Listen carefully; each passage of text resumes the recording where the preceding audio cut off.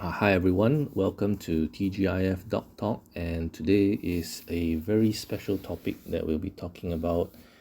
And in conjunction with the end of the year, we want to talk about setting new goals for a healthy aging for 2025. And here today, I'll be sharing 3 tips on what seniors can do to improve their health and lifestyle. Now, this is a very commonly shared topic, and typically most people, when they talk about lifestyle, they talk about eating well, sleeping well, monitoring your health. These are pretty much a given, so I won't be dwelling too much on those. I assume that you already know that you're supposed to eat well and sleep well and monitor your health. I will speak about 3 very important tips which I always stress upon, especially for the elderly. The first tip is, in my opinion, one of the most important tips for elderly seniors is to keep their mind active by working, whether it's through paid employment or volunteer opportunities or other meaningful activities. Now, it's crucial for the elderly to actually keep their mind active through working for several reasons, right? So, now the brain, like any other muscle, it really benefits from regular use. The less you use it, the weaker it becomes. The more you use it, the stronger it becomes. And mental stimulation, it actually helps to build cognitive functions like memory, problem solving, and learning, etc. So if a person is just always lazing in front of the TV, watching TV, and not doing any work, just receiving information, whether it's through movies or through whatever, and they tend to get very forgetful. They tend to lose the ability to plan and problem solve. So why is it important? So engaging in this kind of work, whether it's voluntary or paid, it actually requires a lot of thinking, planning, and decision making.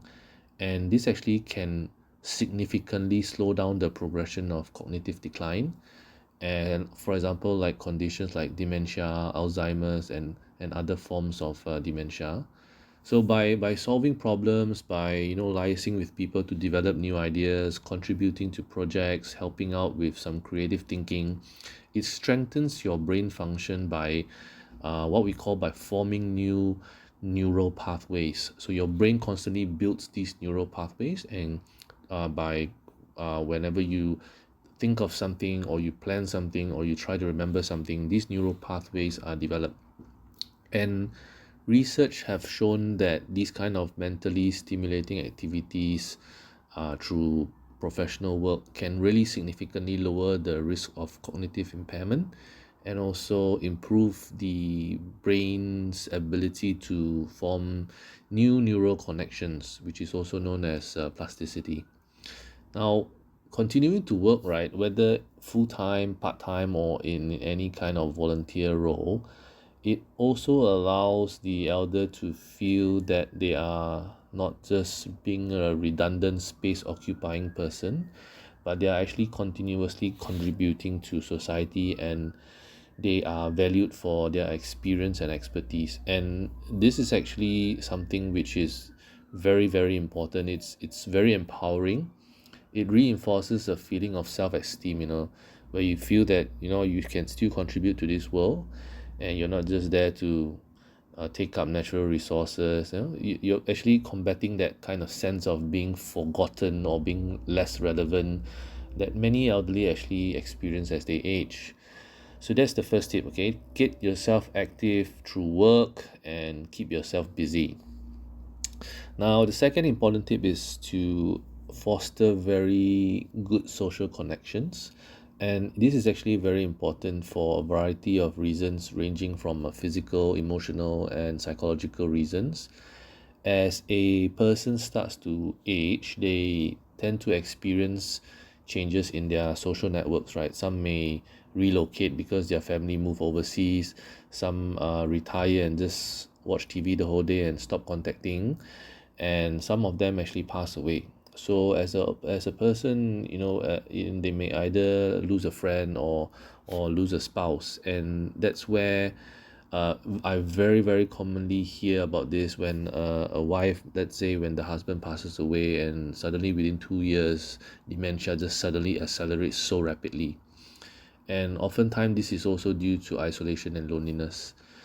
And it has been shown that isolation and loneliness can significantly accelerate dementia in the elderly because you are just less cognitively stimulated, you just don't think as much.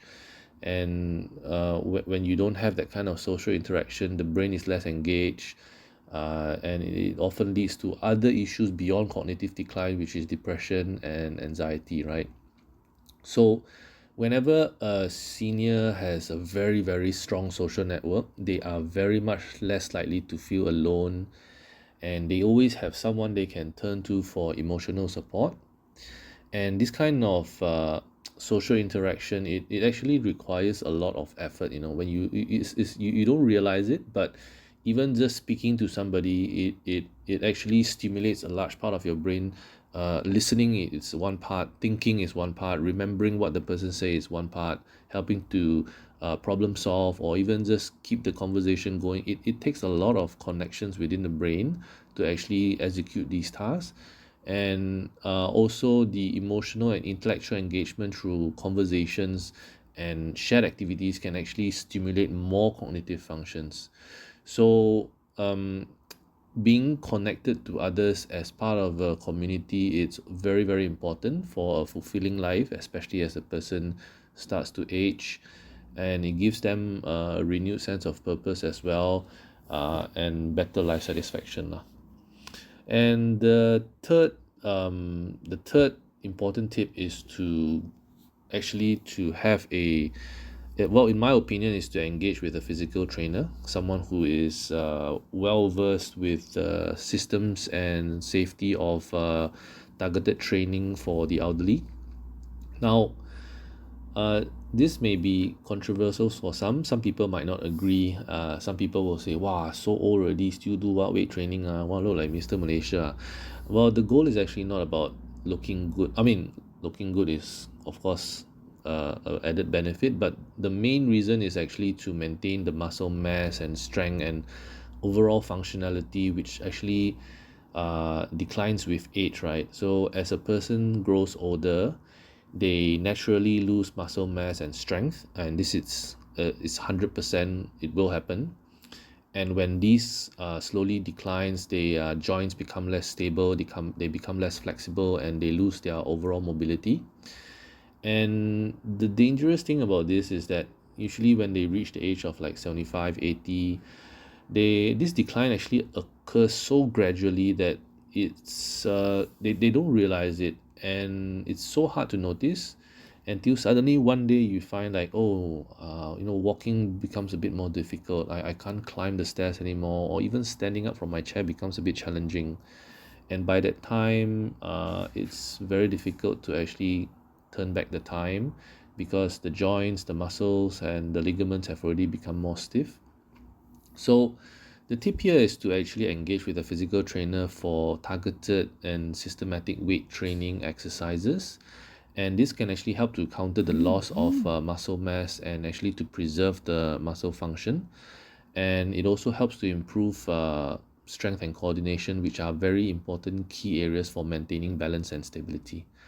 And of course, the added benefits is it also helps to prevent falls, which is a major cause of injury for older adults. It helps the senior to maintain functional strength for their daily exercises, whether it's lifting, bending, carrying, climbing stairs, or just walking. And also it helps to reduce joint pain, improve range of motions, and also alleviate some symptoms of arthritis and other joint issues.